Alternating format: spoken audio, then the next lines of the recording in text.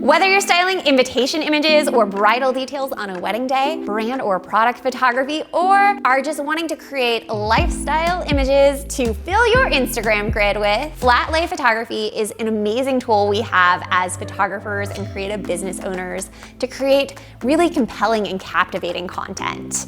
And this video is the first of a 3-part series all on how to photograph and style flat lays.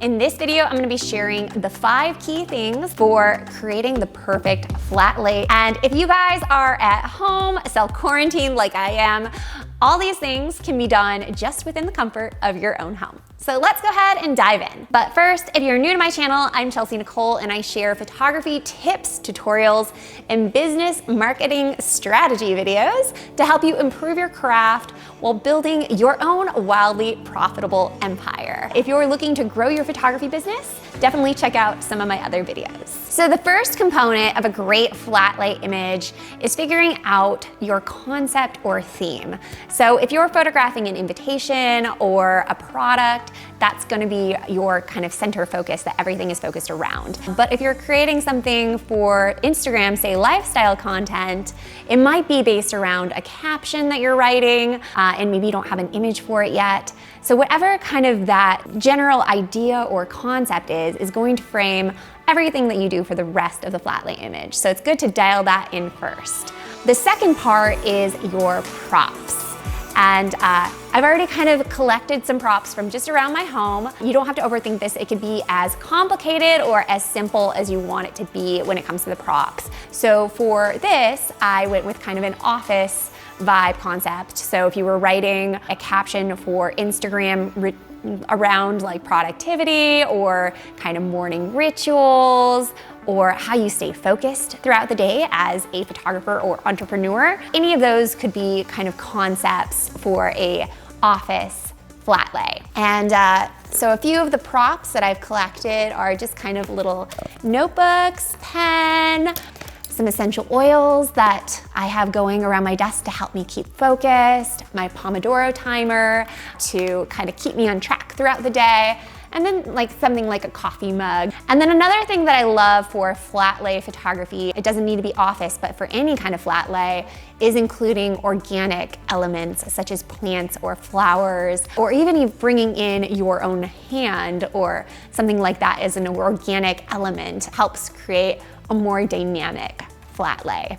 So the main thing that we're thinking about when we're thinking about props is kind of what's going to be the main focus, and then what's going to be kind of the supporting elements to kind of add to that flat lay and support the main element. So number 3 is lighting. After we've gathered all of our props and everything together, we're ready to go ahead and dive into the photography aspect of it. And I always have 3 things that are kind of components of every single photograph I create, whether it be a flat lay or whether it be photographing a couple. And that's our lighting, our background, and the design of the image.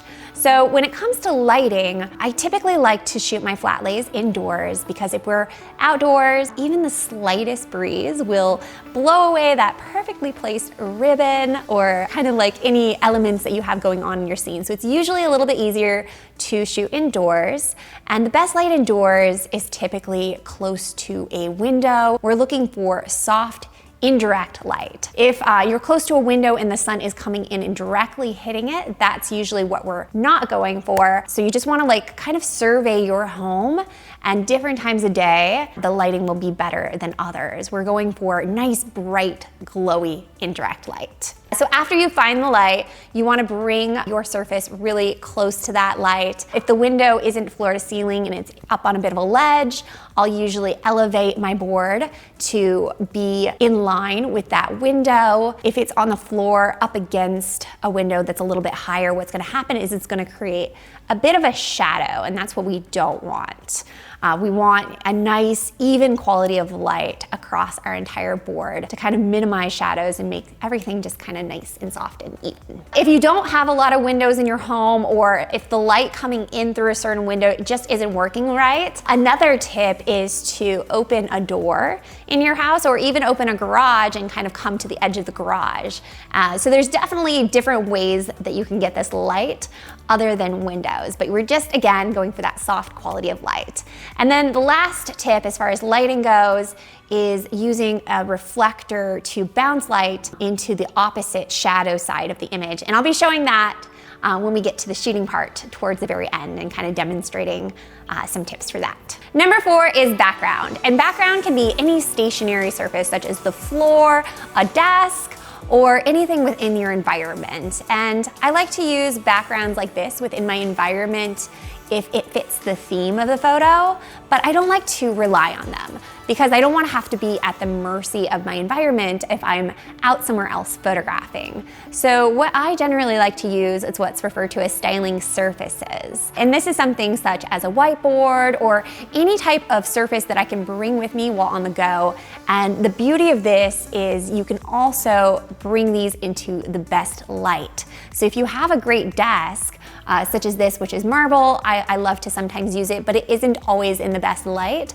A styling surface gives you a lot more flexibility when on the go to just always make sure you have a great surface, or even within your home to always be able to move into the best light. A pro tip for this is to keep it simple. Basic surfaces help to support the subject of your image versus distracting or taking away from it. And some ideas for different backgrounds that you can use are a simple whiteboard is always great and looks super pro for kind of that clean desk look. Also things like marble contact paper to create a marble backdrop if that fits with your brand, even just bed sheets, duvets, any sort of surface like that. I love using professional styling boards, which you can buy for anywhere from like $100 to $300, linen styling boards. I get mine at Heirloom Bindery, or roll-up styling boards that kind of roll out, great for like on the go for weddings and stuff like that, and kind of textured backdrops. These are also something that you can make DIY versions of for really cheap from home, and I've done something like that before too. So there's a lot of options when it comes to finding or creating a great background for your flat lay images. Number 5 is design. And this is my favorite part because it's where we get to finally play and put it all together.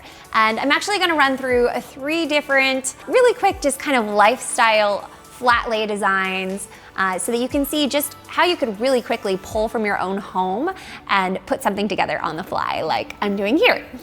So the first idea is for our office theme. I've kind of been going with a tips working from home since a lot of people are working from home right now. And I always like to start kind of with a visual hierarchy of my flat lay. And there's 2 things that I'm thinking about when thinking visual hierarchy. And the first is like, what is my main subject?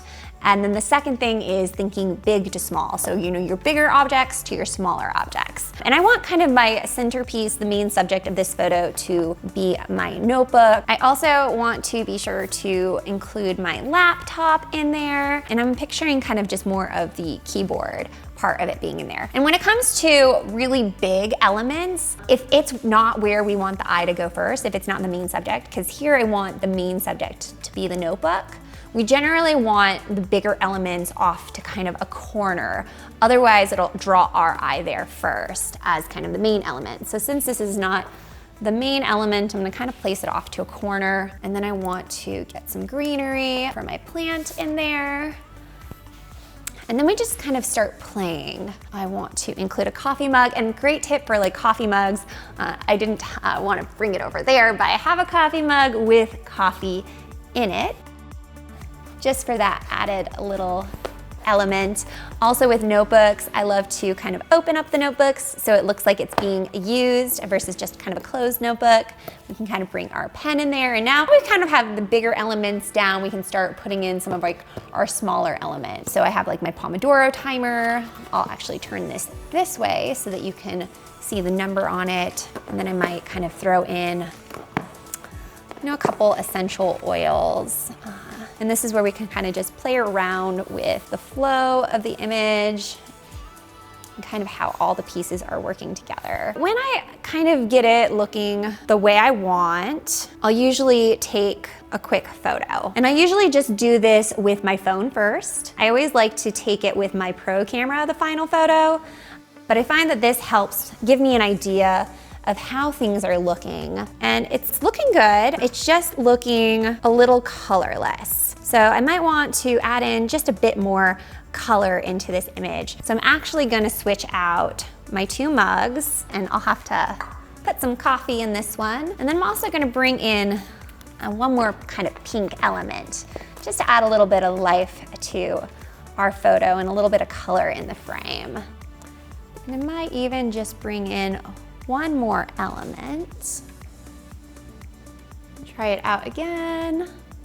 And from here, it's just kind of like little micro adjustments that you make till you kind of dial it in just how you like it. All right, so now that we have our finished flat lay, we'll go ahead and bring in our board to make the lighting nice and soft and just kind of help fill in any of those shadows. And you'll see that it just brightens things up when you bring that in. It fills in the shadows really nice and beautifully. And then I'll grab either my phone or my camera. I love my Z6 mirrorless for this because it actually has a swivel screen that I can flip out that just makes it easy when photographing top down. And you're gonna head and line it up, shooting perfectly flat. And you can be a little bit more zoomed out and then crop in post. The main thing is you want it to be nice and flat. So the next concept that I'm gonna do is just kind of a quick, kind of like cozy day at home. So it's like, could be like a caption on your favorite book, or if you're looking for like book recommendations, or you're talking about like having a cozy day in. So here I just have a book of poems that I really love. And then kind of as a supporting element, I have a cozy blanket. And then I just have some cozy elements like a little candle. And I'll kind of just tuck that in there. We have our matches and also just a coffee mug. So I'll throw that coffee mug in first. And I'm just gonna kind of have these matches coming out as if they were just kind of haphazardly spilling out. And I kind of want it just filling the frame on this side a little bit more. So I think something like that looks nice and cozy for just like kind of a cozy at home reading the book flat lay. All right, this last just kind of quick and simple flat lay, I kind of themed around looking forward to summer and being outside again. So for my props, I have my book again. And then I got kind of a little sun hat, which is one of my bigger props. And then I have my little camera that I'll place down next. And then kind of placing some of the smaller elements. Go ahead and line those up. And they're just like these little cute guys I'll lay down. I might even maybe want kind of one of the images popping out. Something like that. See how it's looking. Bring everything in just slightly closer.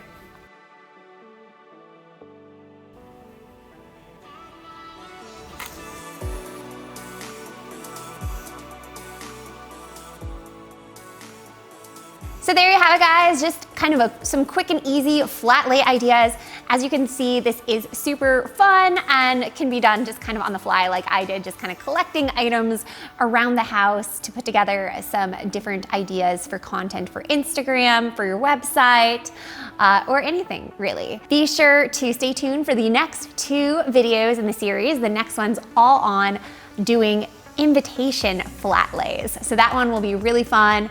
And if you end up putting together your own flat lay, I would love to see, shout me out on Instagram or kind of shoot me a DM. I would love to see what you guys are playing with. Also on Instagram, hop over on my IGTV. I am featuring my whole breakdown of what I include with me in my wedding day styling kit. So also hop over there if you wanna kind of see the full breakdown of all the little goodies I have within my kit. And I can't wait to see you guys in the next video. Talk to you soon. Be sure to give this a thumbs up and say hey in the comments. Bye guys.